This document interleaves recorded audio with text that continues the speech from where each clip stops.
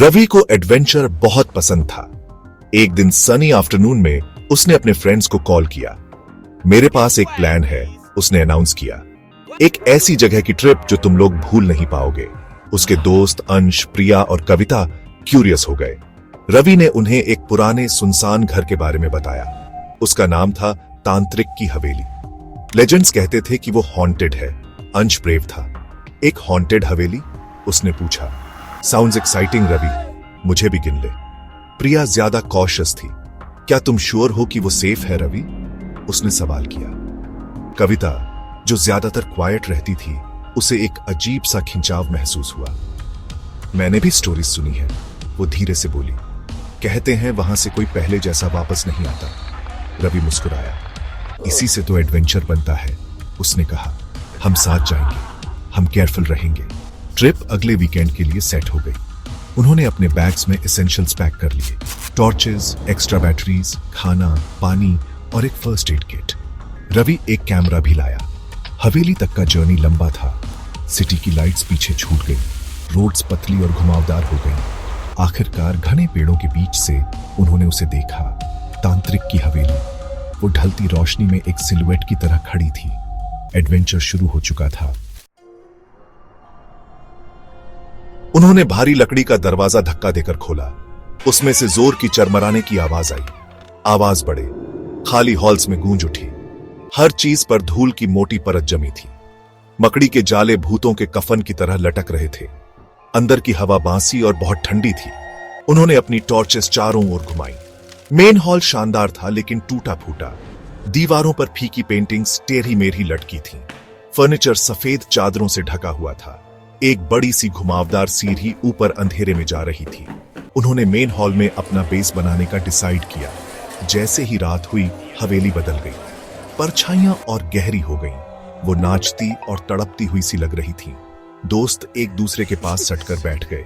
उन्होंने हिम्मत बनाए रखने के लिए बातें करने की कोशिश की। अचानक हवा का एक झोंका हॉल से गुजरा। उसने उनकी छोटी सी कैंप फायर बुझा दी। प्रिया की सांस अटक गई। दरवाजे और खिड़कियां तो बंद हैं, वो धीरे से बोली। ये हवा कहां से आई? रवि ने जल्दी से आग फिर जलाई। ये पुराना घर है, उसने कहा, हवा के झोंकों से भरा हुआ। बाद में कविता को अपने कंधे पर किसी का हाथ महसूस हुआ। वो उछल पड़ी, घबराकर इधर उधर देखने लगी। क्या किसी ने मुझे छुआ? उसने कांपती आवाज में पूछा। बाकी लोग आग की तरफ देख रहे थे। उसके पास कोई नहीं था। अंश ने उसके पीछे चेक किया। वहां कुछ नहीं था, बस एक अंधेरी खाली जगह। ये तुम्हारा वहम होगा कविता, अंश ने प्यार से कहा, लेकिन उसकी आंखें घबराहट में कमरे में घूम रही थी। फिर फुसफुसाहटें आने लगी। हल्की सरसराहट जैसी आवाजें, जैसे हवा में तैरती हुई आवाजें। पहली रात डर में डूबने जैसी थी। अगली सुबह गंदी खिड़कियों से सूरज की रोशनी हल्की सी आ रही थी। उससे कुछ खास आराम नहीं मिला। रात का खौफ अभी भी बाकी था। वो थके हुए और डरे हुए थे, लेकिन रवि डिटरमिन्ड था। हमें पता लगाना होगा कि यहां क्या हो रहा है, उसने कहा। उन्होंने हवेली एक्सप्लोर करने का डिसाइड किया, कॉशियसली। वो एक रूम से दूसरे रूम में गए। हर रूम धूल और सड़न से भरा था। एक पुराने स्टडी रूम जैसी जगह पर अंश को कुछ मिला। एक ढीले फ्लोरबोर्ड के नीचे छिपा हुआ। वो एक पुरानी लेदर बाउंड डायरी थी। डायरी तांत्रिक की थी, हवेली का ओरिजिनल मालिक। जैसे ही रवि ने ध्यान से एंट्री जोर से पढ़ी, एक डरावनी कहानी सामने आई। तांत्रिक बहुत पावरफुल था, लेकिन वो डार्क आर्ट्स में घुस गया था। मना किए गए रिचुअल्स। उसने एक पावरफुल एंटिटी को कंट्रोल करने की कोशिश की थी, एक बहुत ही अंधेरी ताकत वाली आत्मा।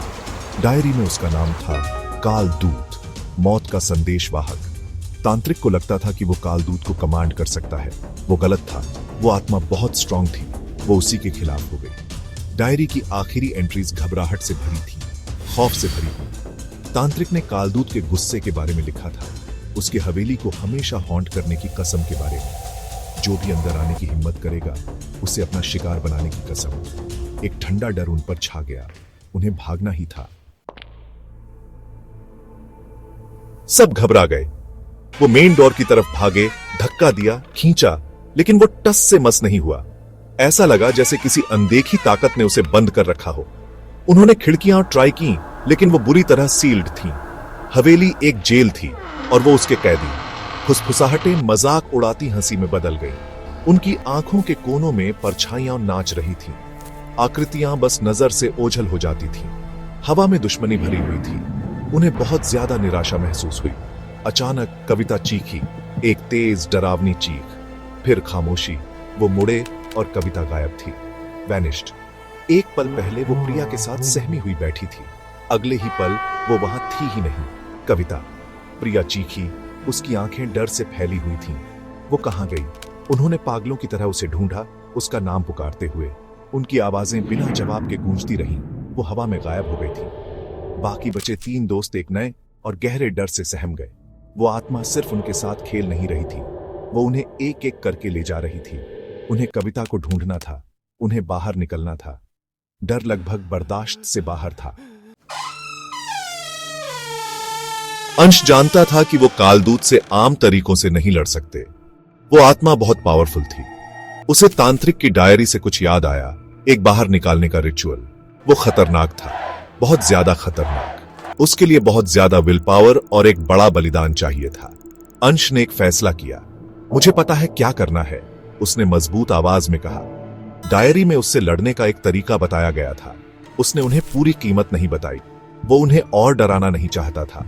उसने बस उम्मीद की कि यह काम कर जाए और वो सब सेफ रहे। उसने डायरी में बताई गई चीजें ढूंढी, नमक, लोहा, पवित्र निशान।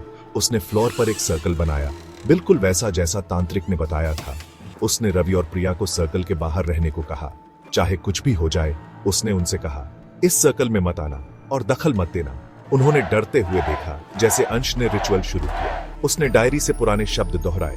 हवेली ने बुरी तरह रिएक्ट किया। जमीन हिलने लगी, तेज हवाएं रूम में गरजने लगी। कालदूत की मौजूदगी से रूम भर गया। एक भयानक परछाई जैसा रूप उभरने लगा। अंश अपनी जगह डटा रहा। वो चांट करता रहा और जोर से। कालदूत के परछाई जैसे रूप ने चीख मारी, गुस्से और दर्द से भरी आवाज। अंश से रोशनी निकलने लगी, एक चौंधिया देने वाली शुद्ध रोशनी। उसने अंधेरे को पीछे धकेल दिया। आत्मा पीछे हट गई। फिर एक आखिरी कान फाड़ देने वाली चीख के साथ कालदूत का रूप गायब हो गया। हवेली में शांति छा गई।